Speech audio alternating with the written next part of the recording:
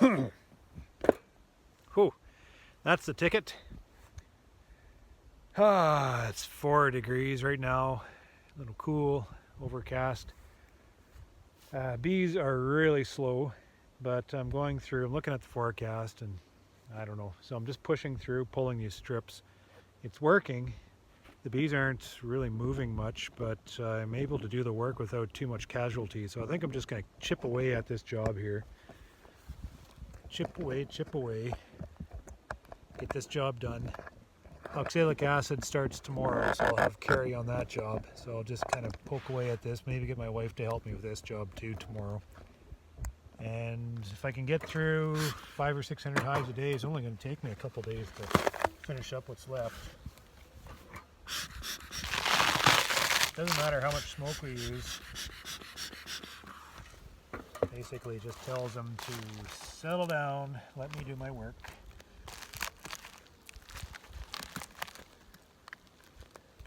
Holy moly.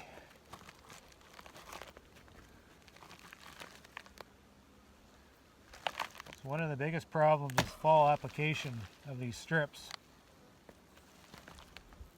When you put them in a little bit late, and you gotta take them out in the cold. What a beautiful looking hive.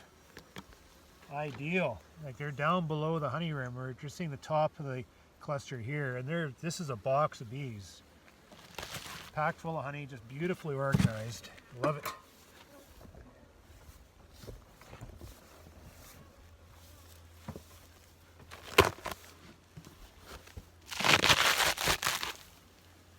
Colonies are looking pretty decent. This is a little off center. I can't complain. We had to go through with these extra steps to make sure, even if my mite counts were ranging between that 1.5% to 3.5%, that could have justified just to leave it for oxalic acid right about now to mop up. But I can't afford to have any of these hives. I can't even afford to have the risk of mites take down my colonies.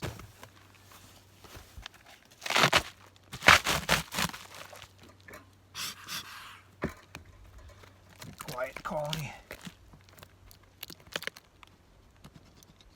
Bees way down there. These guys are packed away from winter. Get off.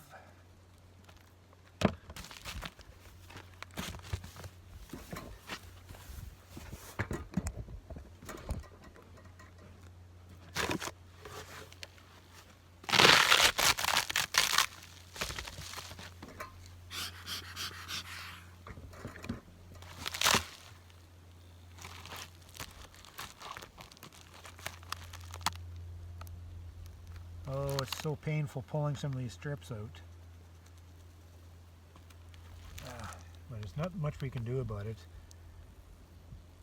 Bee casualties on that. So I just hope not to kill the queen as I pull them up. But there isn't a damn thing I can do about it other than just managing my losses. As I go through with all my bee rounds, I'm always, like, I calculate my losses as I'm proceeding with my work. I give a 1% rule. Maybe that sounds silly, but it just helps me justify that, you know, I can't control all those uncertainties all the time. I'm going to lose a queen every once in a while because of our work, so I'm just, you know, accept 1%. But then that round's going to be compromised. The better I train my crew, the less that is.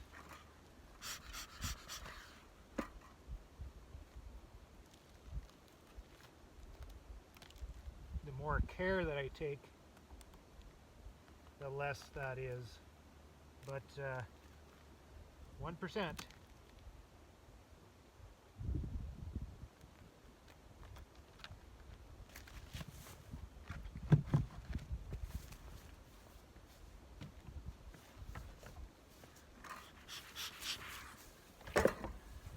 because doing this work definitely puts that queen into that risk bracket of damage. There's no doubt about that. But what am I supposed to do? Get my treatments on a little bit earlier, I guess, so I don't have to do this work through cold weather. That's one thing I could have done. But, you know, by the time I made my decision, you know, it was a little bit later, so I can only control as many variables as I can control. And just deal with it. Stop bitching about everything and just get her done. Well, that's what I'm doing, except I'm still bitching about it.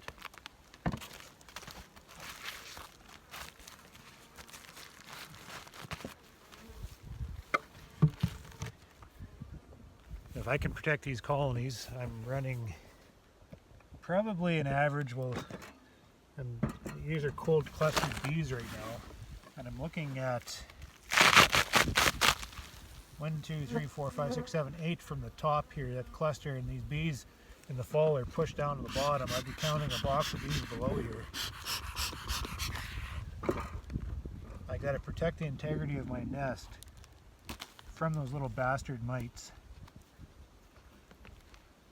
and use the product available that controls them still, which Apivars, with my testing earlier on, I went through. I made a video on one hive, but I went through and continued to test the efficacy. I'm finding that these mite strips worked very quickly. So without any mites on my colonies, and through the testing we have a tech transfer program, and I get our lead to sample a good number of my colonies within that program, finding very little viral loads,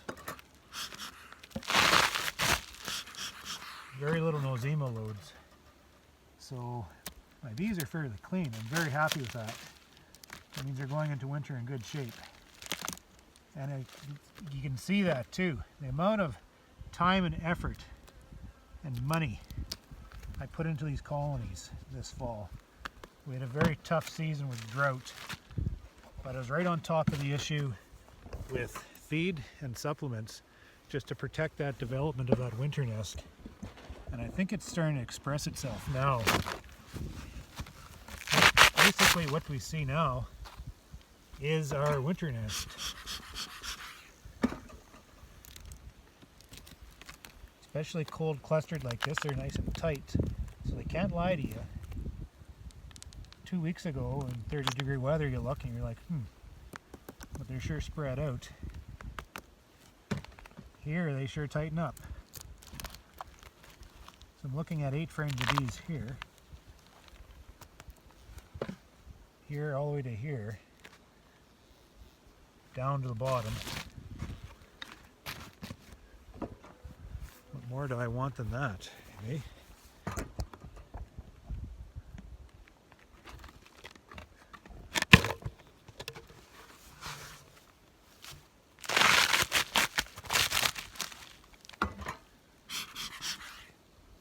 I will not lose a wink of sleep worrying about the amount of feed in these colonies. And they, with that cold, warm weather that come through, and I noticed they started brooding, I went around and gave them another shot of feed, which plugged them right up and stopped them from that nonsense late brooding. But it also plugged these nests right up, as you can see. So it's very awkward. So we're going to be fighting all this burr comb, all this honey next spring. What they don't use this winter, they're definitely going to use in the spring. It's just we got to clean up these top bars, do some housekeeping before we get patties on them. So it's going to be a pain in the ass. I'll curse that next year while I enjoy, hopefully, a successful winter.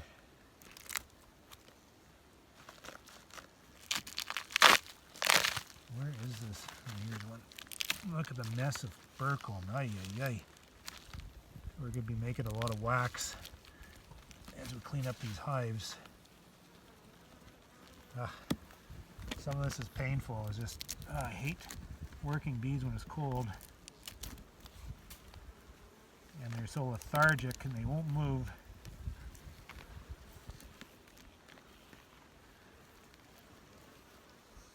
Pressing the boundaries. Look at that. Look at all that bee killer there. Ugh. Gotta pull them up so very carefully.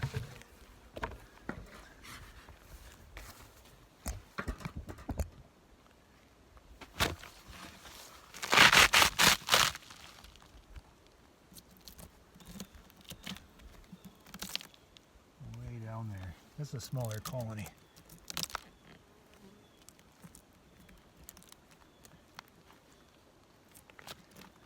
See what they have.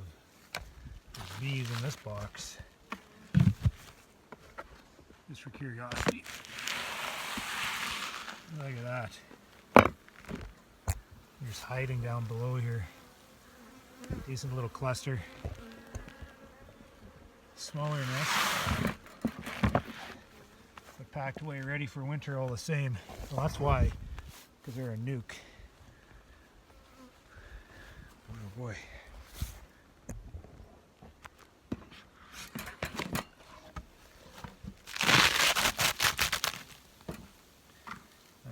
Beautifully centered. These girls are listening to me.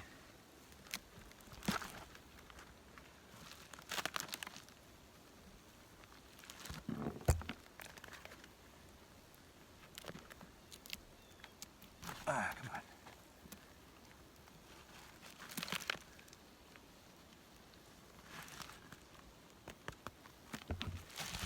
Let's tip this one back.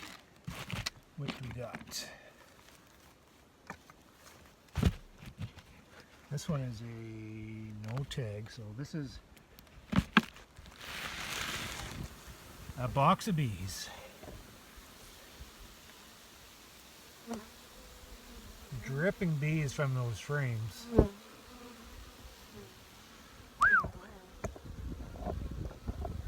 Nice and heavy. Okay, girls. Telling me to piss right off. That's what I like to see. I tell you. So generally, we'll look at the honey in here.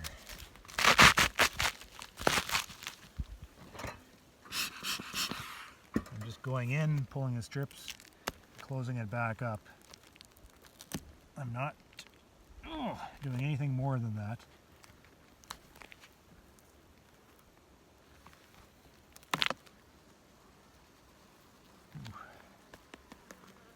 And I'm not enjoying this job whatsoever.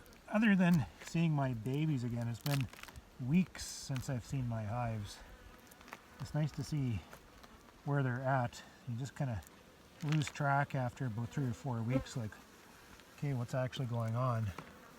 I'm opening up every single colony and everything is very consistent. So it looks like our full-time call was correct. Because we're only calling out maybe one every few yards. And we sometimes make mistakes.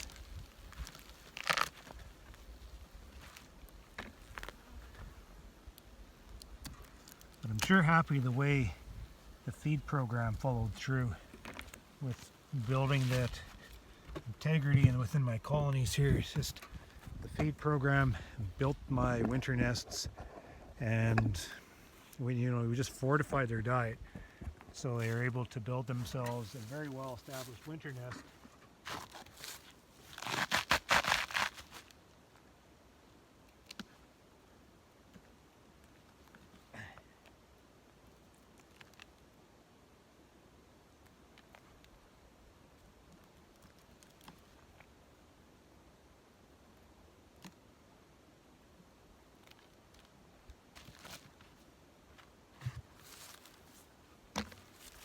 Take another peek.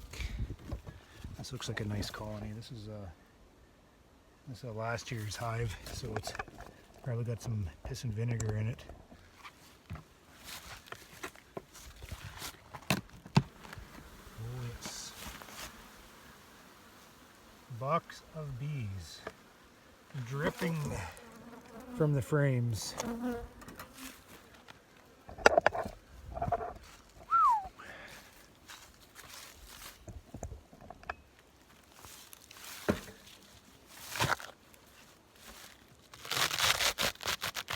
Oh, so much burr comb. I mean, how are we even supposed to find the strip in that? Now, there's one there and there. But, so we got to clean all this up with our housekeeping next year. It's going to be a complete chore. The bees will have moved up because bees move up through the winter, so it would be bees up here. We'll have to smoke them down, scrape a little spot for a patty.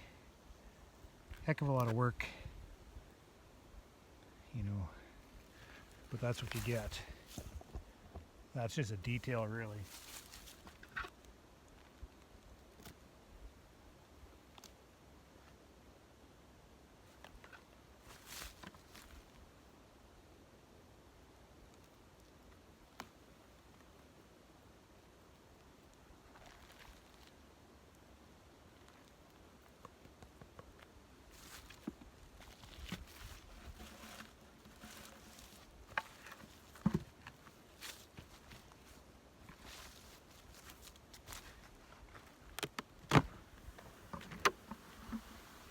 Box of bees. Box of bees.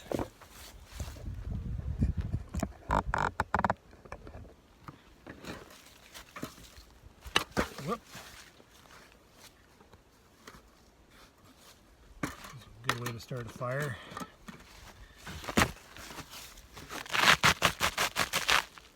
Oh, these foamies are falling apart on me. Start to invest not only in boxes but into foamies.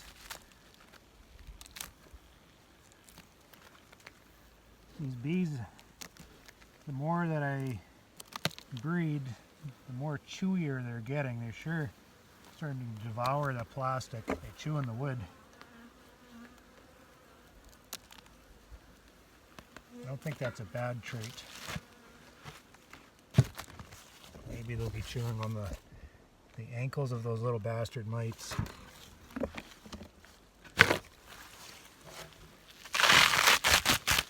Box of bees, box of bees.